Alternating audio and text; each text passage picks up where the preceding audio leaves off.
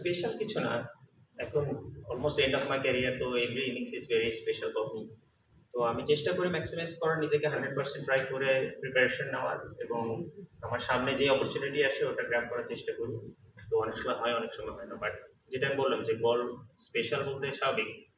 Being a player, এখানে আপনি যখন বাংলাদেশের হয়ে প্রথম ডাবল সেঞ্চুরি করবেন, এটা অলওয়েজ স্পেশাল। কারণ আমাদের একটা জেনারেশনকে তো অবশ্যই স্টেপ বাই স্টেপ উপর নিয়ে যেতে হবে, এবং তারা ওঠার পরে নিশ্চয়ই আমি মনে করি বিলিভ করতে পেরেছে যে হ্যাঁ এরপরও টেস্টে 200 করা যায়। তো ডেফিনেটলি এখন 250 অনেকে কেউ করবে বা 300 করবে, সো দ্যাট আমরা যেন একদম স্টেপ বাই স্টেপ উপর উঠতে পারি। তো ঠিক আছে, এটা সামনে থেকে নেতৃত্ব দেওয়াটা খুব ইম্পর্টেন্ট।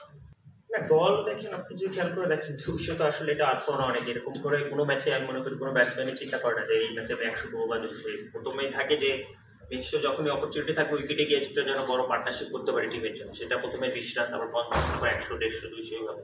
তো সেক্ষেত্রে বলবো যে হ্যাঁ, অপরচুনিটি যেহেতু আছে, বাট তোমার হচ্ছে ফ্রেশ ডে, তো আমাদের আবার নতুন করে শুরু করতে, যেহেতু ওদের নতুন বল আছে, 10টা ওভার হয়েছে মাত্র, তো আমাদের নতুন করে করতে হবে। ইনশাল্লাহ চেষ্টা থাকবে যত বেশি করা যায়। আর আমি বললাম যে বলে যত দিন যেতে থাকে এই উইকেটটা ডিটোরেট হয়ে থাকে, তো আমরা চেষ্টা করবো ফার্স্ট ইনিংসে যদি আমরা বড় একটা লিড নিতে পারি, ভালো একটা স্কোর পোস্ট করতে পারি, যেটা কিনা ওরা ফার্স্ট ইনিংসের চেয়ে 100 রান বা 80 রান আমরা এগিয়ে থাকতে পারবো, এটা আমাদের জন্য অনেক বড় প্লাস পয়েন্ট হবে। বাট কালকে ফার্স্ট আউটটা খুব ইম্পর্টেন্ট, আমরা যদি ওটা প্লেস করতে পারি, ভালো মতো এক্সিকিউশন করতে পারি, ইনশাল্লাহ এবং উইকেটটা আরো বেটার হবে এবং আরো ব্যাটিং এর জন্য সুইটেবল হবে। আর শুরুর তো আসলে কোনো শেষ নাই, যেটা আমি বললাম যে সবসময় চেষ্টা করি সবসময় যেন সামনে যে অপরচুনিটি আছে সেটা দুই হাতে গ্র্যাব করা।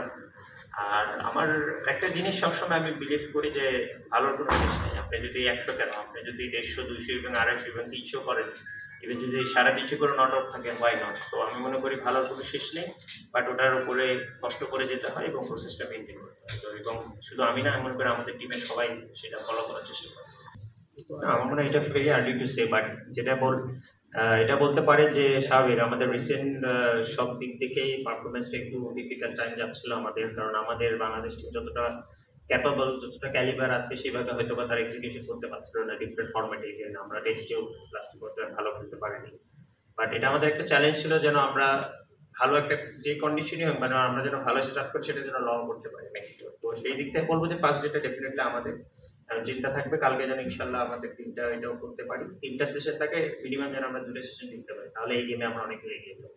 না, অবশ্যই পার্থক্য বলতে কিছু না। আমি মনে করি যে ওইটাও আমরা খুব ভালো একটা, যদিও ওটা সেকেন্ড ইনিংস ছিল, তারা অলমোস্ট 550 কি 600 রানের একটা স্কোর পোস্ট করেছিল, তো তারপরে গিয়ে ব্যাটিং করা ওটা একটু ডিফিকাল্ট কন্ডিশন ছিল টু বি অনেস্ট। আর এদিক থেকে বলবো যে আমরা এটা খুবই লাকি যে এত ভালো উইকেট আমরা টসে জিতেছি এবং ভালো ব্যাটিং করার সুযোগ পেয়েছি, কন্ডিশনটা সবচেয়ে বেস্ট। তো সেই থেকে বলবো যে অবশ্যই, বাট তারপর আপনাকে প্রতিটা বল ওইভাবে করেই মনোযোগ দিয়ে খেলতে হয় এবং যত্ন নিয়ে খেলতে হয়, না হলে আসলে test cricket is very difficult. আর অন্য দিক থেকে যদি বলি যে অবশ্যই এটা ভালো লাগার বিষয় যে যেখান থেকে আমি শেষ করেছি অ্যাটলিস্ট সেভাবে এক্সপেকটেশন মানুষের যদি থাকে, ওই জায়গা থেকে আমি শুরু করতে পারি। তো ইনশাল্লাহ চেষ্টা থাকবে নিজেরটা যত বড় করতে পারি, আর অবশ্যই চেষ্টা থাকবে শান্ত, যেহেতু এখনো একটা 200 নেই, তো ডেফিনেটলি হোয়াইট অন 200, মনে হয় 200, 250 যতটুকু করতে পারে এটা আমাদের জন্য প্লাস। না, শান্ত তো মার্শাল্লাহ অনেকদিন ধরে ভালো খেলছে এবং টেস্টও ওর রেকর্ড ভালো, এজ এ ক্যাপ্টেন হিসেবেও ওর রেকর্ড ভালো এবং এজ এ ব্যাটসম্যান হিসেবেও ভালো। তো আমার মনে হয় এটা ইটস নাথিং স্পেশাল, বাট আমার কাছে সবথেকে ভালো লেগেছে যেটা আমি এর আগে বললাম যে ওর কন্ট্রোল ইনিংস, মানে সোফার আমার কাছে মনে হয় এর আগে ও শ্রীলঙ্কাতে ক্যানকিতে 100 করেছে, বাট তারপরে এই 100 টাইম বলবো যে right up, because that way, মানে কন্ট্রোল করে যে ইনিংসটা খেলা, সো এটা খুবই ইম্পর্টেন্ট কোনো চান্সেস খেলা। তো আমার কাছে মনে হয় এটা খুবই ইম্পর্টেন্ট নেক্সট আমাদের নেক্সট যারা খেলবে ইনশাল্লাহ টেস্ট, বা নেক্সট যারা ব্যাটসম্যান আছে তাদের জন্য। এবং সেটাই বলবো যে সেলিব্রেশন এটা স্বাভাবিক, একটা আপনার মানুষের কেউ একটা বড় অ্যাচিভমেন্ট করলে এটা তো সেলিব্রেট করতে হবে, এবং সেটা ডেফিনেটলি আমার উপরে আর রেসপন্সিবিলিটি বেশি বিং মিসিং। না, অবভিয়াসলি যেটা আমি বললাম যে এরা ফিল্ড প্লেসমেন্টটা ওইভাবেই করে, কন্ডিশন বেসিস করে। আপনি যদি অন্য অপোনেন্টের হিসেবে দেখেন যে 2-3টা 4 মারার পর ওই ফিল্ডারটা হয়তো পিছনে, এরা দেখবেন হয়তো একটা করার পরে ওটা পিছনে, তো ইন অ্যান্ড আউট ফিল্ডিং নেয় এবং পেশেন্সটা অনেকক্ষণ খেলতে হয়।